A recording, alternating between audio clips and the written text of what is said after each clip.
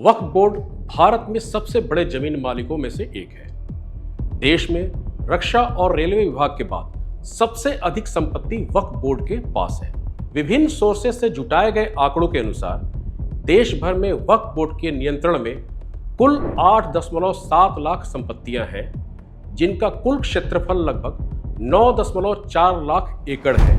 भारत में वक्फ बोर्ड के पास जितनी जमीन है वह 45 देशों की कुल भूमि से भी अधिक है।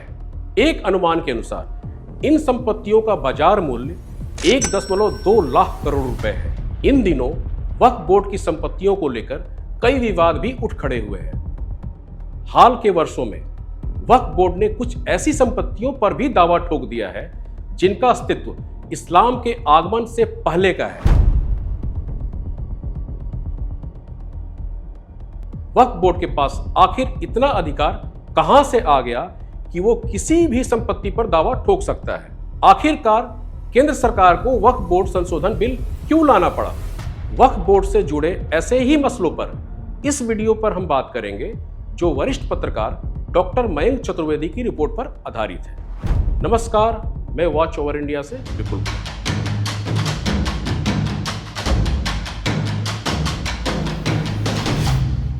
देश की कुछ संवैधानिक संस्थाओं को यह अधिकार है कि वे अपने विवेक से किसी भी मामले को समझकर उससे जुड़ी समस्याओं का समाधान करने के लिए काम करें। संसद, विधायिका, विविध आयोग, न्यायालय इसके सर्वोच्च आधार हैं, जो तमाम समस्याओं को ग्राह्य कर बहुत हद तक उन्हें सुलझाने की दिशा में पहल करते हैं। ऐसा ही एक निराकरण वक्फ बोर्ड को लेकर भी होना है। कानून में बदलाव जब होगा तब होगा, लेकिन तब तक यह न जाने कितने लोगों के जीवन को सड़क पर ला खड़ा करेगा, कुछ पता नहीं।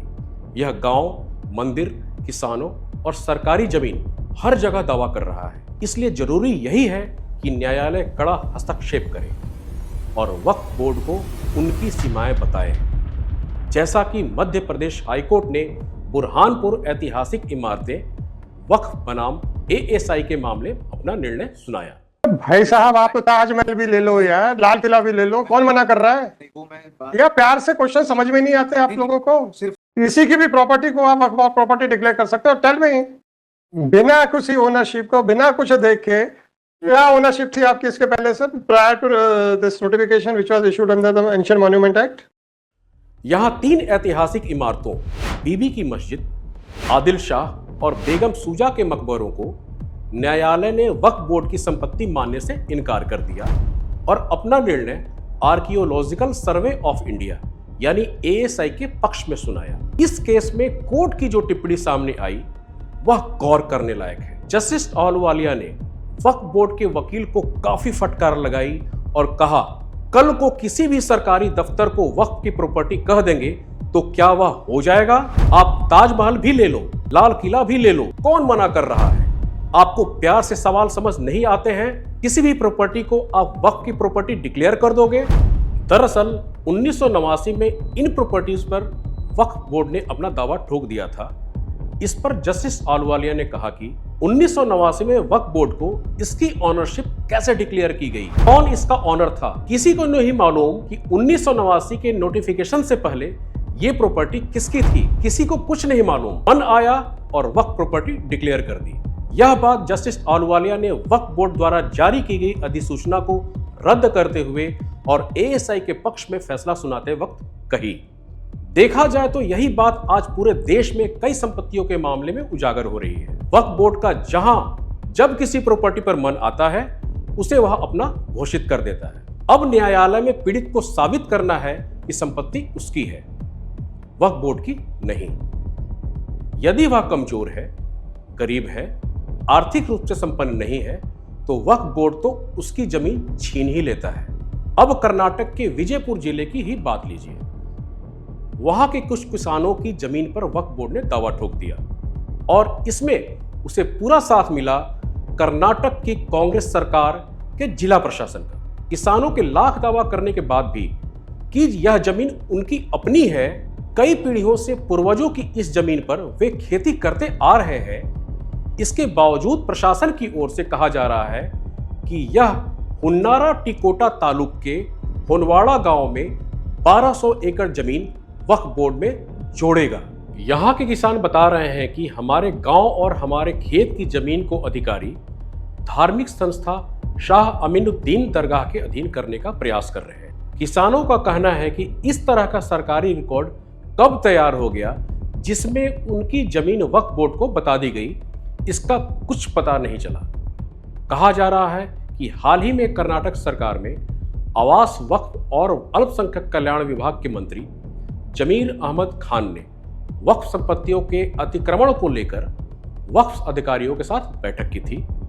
खान ने डिप्टी कमिश्नर और राजस्व अधिकारियों को 15 दिनों के भीतर वक्फ बोर्ड के पक्ष में जमीन पंजीकृत करने का निर्देश दिया था। इसी का परिणाम है कि विवादास्पद नोटिस जारी कर दिया गया। अब यहाँ के किसानों के सामने अपनी ही जमीन के मालिकाना हक को सिद्ध करने का संकट खड़ा हो गया है। किसान बार बार यही कह रहे हैं कि अमीनुद्दीन नाम का कोई दरगाह यहाँ कभी था ही नहीं। फिर भी सरकारी रिकॉर्ड में इसका उल्लेख अमीनुद्दीन दरगाह के रूप में इश्तार मादे होनवाड़ा गांव के लगभग 43 सर्वे नंबरों में करा दिया गया।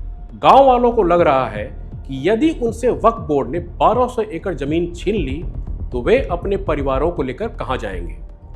उनके लिए महंगी अदालत लड़ाई लड़ना आसान नहीं, ये उनकी पुश्तैनी जमीन है। इसे लेकर दूसरा एक पक्ष विजयपुर वक्फ बोर्ड से जुड़े अधिकारियों का है। वे कह रहे हैं कि उक्त नोटिस 1974 के गजट नोटिफिकेशन पर आधारित है। उक्त भूमि को राज्य सरकार ने वक्फ बोर्ड की संपत्ति के रूप में चिन्हित किया था और उसे गजट में दर्ज किया गया था।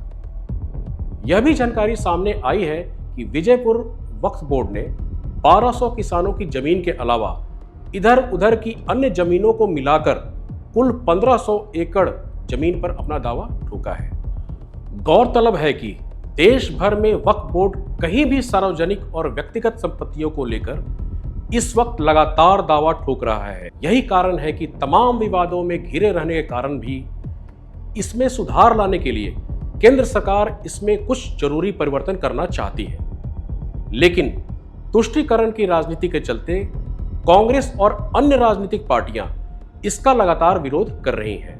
दूसरी ओर वक्फ बोर्ड है कि सबसे ज्यादा हिंदुओं की जमीनों पर अपना दावा ठोकता जा रहा है। ऐसा करते हुए उसने अपनी संपत्तियों में हाल के कुछ वर्षों के दौरान बहुत ज्यादा इजाफा कर लिया है।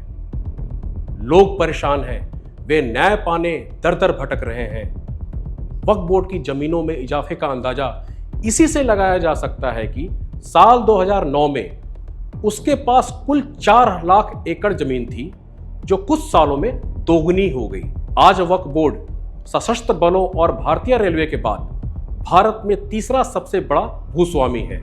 केरल के चिरई गांव पर इसी वक्फ बोर्ड ने दावा किया था और दिल्ली के मंदिरों पर भी इसी वक्फ बोर्ड ने दावा किया है। केंद्र की तत्कालीन यूपीए सरकार, जिसका नेतृत्व कांग्रेस कर रही थी, उसने कानून में संशोधन कर 2013 में वक्फ बोर्ड को असीमित अधिकार दे दिए थे, जिसका बुरा परिणाम आज गैर मुसलमान देश भर में भुगत रहे हैं। वक्फ बोर्ड को कांग्रेस सरकार ने जो अधिकार दिए उसके अनुसार वह किसी की भी संपत्ति छीन सकता है, क्योंकि उसके निर्णय को किसी भी अदालत में चुनौती नहीं दी जा सकती है। हालांकि यह बात अलग है कि इसके बाद भी उसे चुनौतियां मिल रही हैं और कई जगह उसे मुंह की भी खानी पड़ी है। लेकिन कांग्रेस सरकार ने कोशिश यही की थी कि वक्फ बोर्ड को असीमित अधिकार देकर वादी को न्यायपालिका से न्याय मांगने से रोका जा सके। इसी का परिणाम है कि वक्फ बोर्ड निजी संपत्ति से लेकर सरकारी भूमि, मंदिरों, गुरुद्वारों और चर्च तक की भूमि और संपत्ति पर कब्जा कर पाने में सफल हो गया। पहले वक्फ बोर्ड के पास पूरे भारत में लगभग 52,000 संपत्तियां थी, जो 2009 में 3 लाख हो गईं। उनका कुल क्षेत्रफल 4 लाख एकड़ हो गया। 2009 के बाद इसमें 2 गुना से अधिक बढ़ोतरी हो गई। अब वक्फ बोर्डों के पास करीब 9,40,000 एकड़ में फैली करीब 8,72,321 अचल संपत्तियां हैं।